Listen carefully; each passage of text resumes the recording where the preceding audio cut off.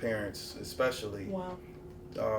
I give a little bit of my background, my personal background, Mm-hmm. in the very beginning, just to give people, because that book's all over the country. They don't know me. You know what I mean? So I had to give a little bit of my background in order to create Mm-hmm. the audience, to let them know a little bit about me and where my mindset was at 19 years old when I Mm-hmm. became a parent. So I was totally out of my mind. Like I was, you Yeah. know, but anybody could do it as long as you have tremendous focus. Like you could, not anybody could do it. Not everybody could be a parent. I understand that. Sure. You know, and that, you know, that's another topic. But tremendous focus. If you take focus, you can do it. I read this, Yeah. and this book is amazing. Thank you. And I say that, and I encourage people to purchase. I'm hearing that a lot about the. Yeah, like, I'm hearing seriously. amazing. Like, And for real. this came at a perfect time for me. And I'll tell you why. Because, you know, I adopted my 6-year-old grandson. Mm-hmm. And I had boys. I have 2 older sons. And everything that you have in here is something that I actually didn't always do with my own adult boys. They're adults now, of course. And so now, after reading this, and I hope this is making sense, Yeah. but after reading this, I realized some of the things that I need to do with my son that I have now, my grandson that I've adopted. And so I really appreciate you putting this together, because these are things that I would have never thought. I never thought of when I was just a single mom trying to do some things with my children. Right. And now I know that there are great conversations and things that are important to have with boys. Yeah. Yeah. You know, even as a woman, as a mother, I can do that. And so I'm grateful for this. Yeah. No problem. I Yeah. appreciate you. No, when you gave this to me, I'm thinking, I'm going to sit down, I'm going to read this. Yeah. And when I got done, I mean, because it's not a big book. And you broke it down very simple and very, you know, Anybody can read it. anybody can read this Right. and grasp a lot. Yeah. So Yeah. When I write, I like to. you're intentional. You're Yeah, very exactly. That's what I intentional. was about to say. Yeah, very, very. I mean, I didn't want to take that words out of your mouth, but I'm saying this book, reading it, I could tell that you were intentional about everything you put in there. Yeah. It's definitely intentional, but there's no filler. Like it's just boom, boom, boom, and I try to cater. Just from the marketing standpoint, I try to cater to people's attention spans nowadays. Yes. A lot of us don't have time to read a 500-600 page book, Sure. you know, but to break it down into just little topics and just things that you could grasp. Yeah. And I make it real digestible where anybody could read. Like I had a guy, honestly, I had a guy at the barbershop come up to me and say, "Man, I didn't even know how to read, but I could read that." Wow. You know, so I wanted to just read something that stood out to me.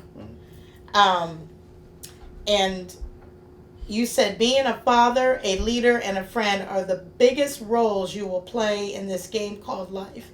Be serious. Do them all to the fullest. And that spoke volumes to me. Even though you were saying father, yeah. I was able to take this and say, as a mother, I need to know that this is the biggest thing that I'm ever going to do in life. Yeah. And somebody else's life is going to depend on how I lead them and how I guide them and do it to my fullest. So I appreciate that, because I wasn't the greatest parent. You know, Who is though? And you're right. But I say that with really just saying that there's a lot people can learn from this in a short period of time. There's a lot of good stuff here. Yeah. And so I just, I make it, you know, and I'm not, I'm definitely not perfect. I'm definitely not anywhere near that. And I know I don't even have to say that. Like, that's known. You know what I mean? Sure. But the thing is that how I write, I make it to where it's like we're just having a conversation, and I admit my faults. I admit my wrongs, and that's one of the motivations behind me writing is that I made a lot of mistakes. Sure. And you'll see in the 8 conversations I had with yourself, I made a lot of mistakes, and I could go back and look at them today and say, you know, I'm okay with that.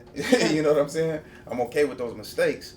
So, you know, and I'm confident I can do whatever I want to do. So I would think that when you're saying, you know, you made a lot of mistakes, your next book says 8 conversations to have with yourself. Mm-hmm.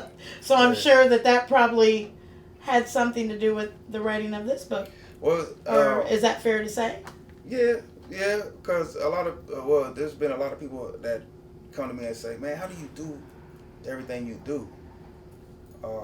I'm super busy, like all the time. I got like 4 or 5 different projects going on all the time. Like I've been like that. Like it's ADHD. You know what I'm saying? Like, that's why I said high energy, because I picked up on that, because I can relate. I'm ADHD, and I don't know you, my first time meeting you, but from the moment you walked in the door, you have been mentally all over the place, and that's how I am. I totally. That's why I picked up. That's why I said high energy. Or were you bad? Because a lot of people call kids bad. They're not really bad. They're high energy. They have a lot of energy.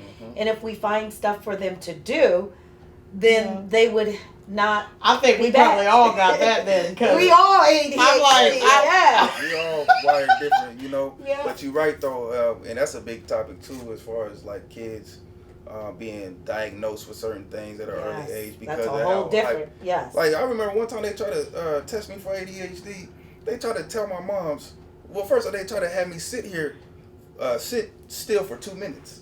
That was the test, right? Wow. I'm like, who can sit still for 2? Like, for one, why do I ever in life have to sit still for 2 minutes anyway? Like, what are you trying to prove here? What's the purpose? What's the purpose? Yeah. So but when people ask me like, how do you do all this that I do? It's a lot about talking to yourself. Sure. And that's why I said, you know what, I'm gonna just write this 8 conversations you have with yourself, because the conversations that you have with yourself determine what you do. It determines your next move. It determines everything about what you're doing. It's all about yourself. Nobody on the planet can stop you from doing anything. It's all internal. It's everything, you know. So if you got a good relationship with yourself, you telling yourself the right things, if you feeding yourself the right food, you know, mental food, whatever, you know, you're gonna excel. You're gonna do what you need to do, and you're gonna out-tune and tunnel out, or just have tunnel vision